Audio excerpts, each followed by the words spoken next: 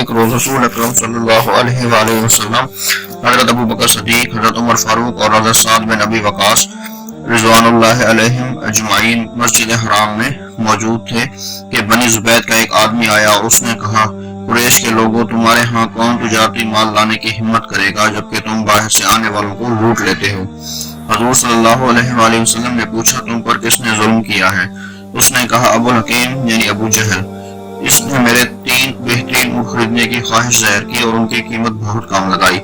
اب اس کے مقابلے میں کوئی شخص ان اونٹوں کو اس کی لگائی ہوئی قیمت سے زیادہ خریدنے کے لیے تیار نہیں ہے اور اس قیمت پر فروخت کر دوں تو سخت نقصان اٹھاؤں گا۔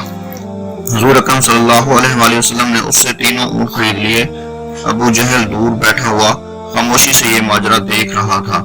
حضور اکرم صلی اللہ علیہ وآلہ وسلم اس کے پاس تشریف لے گئے اور فرمایا، خبردار جو تم نے پھر کسی کے ساتھ ایسی حرکت کی جو اس غریب بدو کے ساتھ کی ہے، ورنہ میں بری طرح پیش آؤں گا۔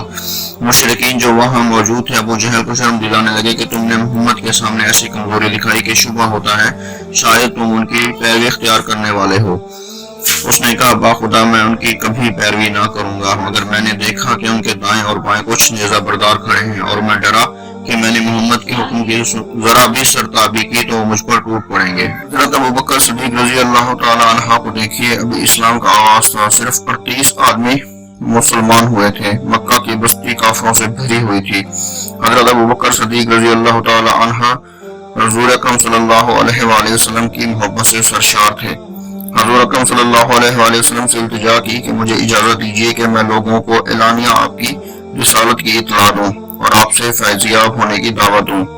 آپ نے فرمایا، اے ابو بکر، ابھی ذرا صبر سے کام لو، ابھی ہم تعداد میں کم ہیں۔ حضرت ابو بکر صدیق رضی اللہ عنہ پر قلبہ حال طاری تھا۔ انہوں نے پھر اصرار کیا حتیٰ کہ حضور صلی اللہ علیہ وآلہ وسلم نے اجازت دے دی۔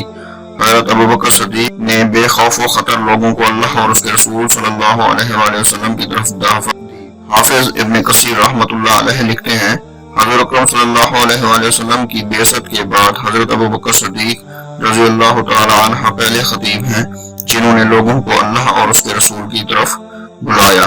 مشرکین مکہ آپ ٹوٹ پڑے اور آپ کو سخت پیٹا اور روندا۔ عتبہ بن ربیعہ نے آپ کے چہرے پر بے تحاشا تھپڑ مارے۔ آپ قبیلہ بنو تمیم سے تھے۔ آپ کے قبیلے کے لوگوں کو خبر ہوئی تو وہ دوڑے ہوئے آئے، مشرکین سے انہیں چھڑا کر ان کے گھر چھوڑ آئے۔ حضرت ابو بکر صدیق رضی اللہ عنہ بے ہوش تھے اور لوگوں کا خیال تھا کہ وہ جانور نہ ہو سکیں گے، بے ہوش رہے۔ جب شام ہوئی تو آپ کو ہوش آیا۔ آپ کے والد ابو قحافہ اور آپ کے قبیلے کے لوگ آپ صلی اللہ علیہ وسلم کے پاس کھڑے تھے۔ ہوش آتے ہی پہلی بات انہوں نے یہ کہی کہ رسول اللہ صلی اللہ علیہ وآلہ وسلم کہاں ہیں اور کس حال میں ہیں؟ ان کے قبیلے کے لوگ سخت برہم ہوئے اور انہیں ملامت کی، جس کی وجہ سے یہ ذلت اور رسوائی اٹھانی پڑی اور یہ مار پیٹ تمہیں برداشت کرنی پڑی۔ ہوش میں آتے ہی تم پھر اسی کا حال پوچھتے ہو۔ ان عقل کے اندھوں کو کیا خبر تھی کہ ان کی خاطر سختیاں جھیلنے میں جو لذت ہے وہ دنیا داروں کو پھولوں کی سیج اور بستر کم خواب پر بھی حاصل نہیں ہوتی۔ ان کے قبیلے کے لوگ مایوس ہو کر اپنے گھروں کو لوٹ گئے اور ان کی ماں ام الخیر سے کہہ گئے کہ جب تک محمد کی محبت سے باز نہ آ جائے اس کا بائیکاٹ کرو اور اسے کھانے پینے کو کچھ نہ دو۔ ماں کی ممتا تھی، جی بھر آیا، کھانا لا کر سامنے رکھ دیا اور کہا، دن بھر کے بھوکے وہ کچھ کھا لو۔ حضرت ابو بکر صدیق نے کہا، ماں، اللہ کی قسم میں کھانا نہیں چکھوں گا اور پانی کا گھونٹ تک نہیں پیوں گا جب تک حضور صلی اللہ علیہ وآلہ وسلم کی زیارت نہ کروں۔ حضرت عمر رضی اللہ تعالی عنہ کی بہن ام جمیل آ گئی اور بتایا کہ حضور اکرم صلی اللہ علیہ وآلہ وسلم بخیریت ہیں اور دار ارقم میں تشریف فرما ہیں۔ حضرت ابو بکر صدیق رضی اللہ تعالی عنہ زخموں سے چور تھے، چلنے کے قابل نہ تھے، اپنی ماں کا سہارا لے کر بارگاہ رسالت میں حاضر ہوئے۔ حضور اکرم صلی اللہ علیہ وآلہ وسلم ان پر جھک پڑے اور انہیں چوما۔ حضور اکرم صلی اللہ علیہ وسلم کا سخت گریہ طاری تھا۔ اللہ کی لاکھ لاکھ رحمتیں ہوں اس عظیم و جلیل و قدر صحابی پر، اللہ ہمیں ان کی صحیح اتباع نصیب فرمائے، آمین۔